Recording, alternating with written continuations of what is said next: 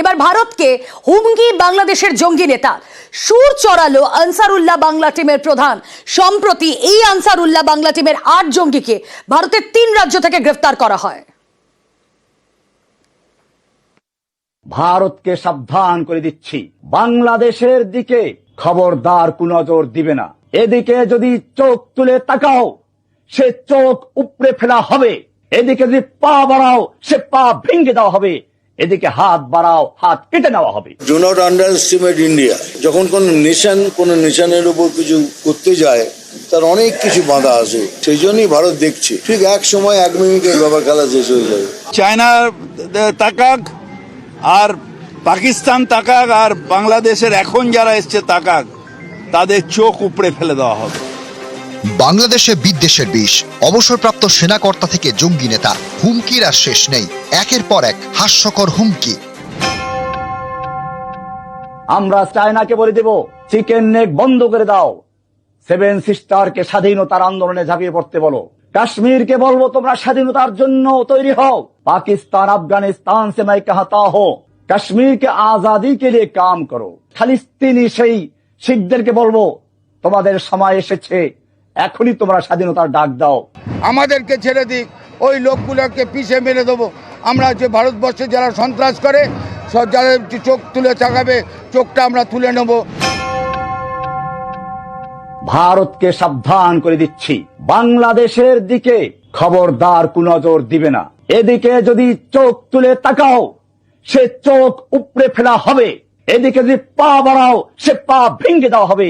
এদিকে হাত বাড়াও, হাত কেটে নেওয়া হবে। জসিমউদ্দিন রহমানিকে নিয়ে বাড়াবাড়ি করো না। জসিমউদ্দিন রহমানি বাংলাদেশে জঙ্গি সংগঠন আনসারুল্লাহ বাংলা টিমের প্রধান। সম্প্রতি ভারতের 3 রাজ্য থেকে এই জঙ্গি দলের 8 জনকে গ্রেপ্তার করে অসম পুলিশ। পশ্চিমবঙ্গ থেকে 2 জন, অসম থেকে 5 জন এবং কেরল থেকে 1 জন। কেরল থেকে ধৃত এটিবি জঙ্গি মোহাম্মদ শাহ রাডি ওরফে শাব শেখ। সে বাংলাদেশের রাজশাহী বাসিন্দা। আনসারুল্লাহ বাংলা টিমের প্রধান জসিমউদ্দিন রহমানের নির্দেশেই সে ভারতে ঢোকে। রহমানি দীর্ঘদিন জেলে ছিল।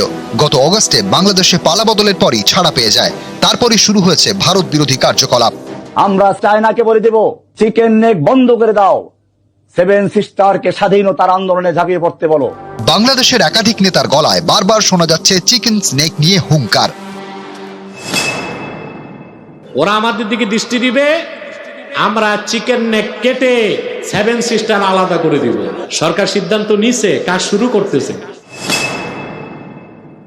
আমি বলে দিচ্ছি ভারতকে যে ট্রেনিং আমরা নিয়েছি, আমাদের ট্রেনিং, আমাদের দক্ষতা ভারতের চেয়ে অনেক বেশি। আমরা যদি একবার সাহস করে আমার দেশকে যুদ্ধ করবে, আমরা বলে দিচ্ছি 4 দিনের মধ্যে আমরা কলকাতা দখল করে নেব। মোদী সাহেবকে বলবো, বাংলাদেশের বিরুদ্ধে অবস্থান গ্রহণ করেন না। বাংলাদেশের সাথে পাঙ্গা দিলে এটা খুব কস্টলি হবে। অ্যাটম বোমার ভয় দেখায়েন না, নিউক্লিয়ারের ভয় দেখায়েন না। আমাদের অনেক বন্ধু রাষ্ট্র আছে যাদের কাছে নিউক্লিয়ার বোম আছে এবং তারা দিতে রাজি আছে। সুতরাং আপনি ব্যবহার করবেন, আমরা এখানে কলা চষবো, এটা হবে না। এখান থেকেও নিউক্লিয়ার বোম লঞ্চ করা হবে। আমাদের দিকে সাম্প্রদায়িক সম্প্রীতি নষ্টের জন্য যদি আন্দোলন করেন, বলে রাখি, সেই আন্দোলন কিন্তু আমরা কেটে দেব। রাফেল বিমানের ভয় দেখায়, আরে ভাই আছে কয়টা রাফেল বিমান? রাফেল বিমান নাকি বাংলাদেশে আসলে আমরা নাকি টয়লেট করব। তাহলে বোঝেন, আমাদের টয়লেট করতে রাফেল বিমান লাগে। নিউজ 18 বাংলা।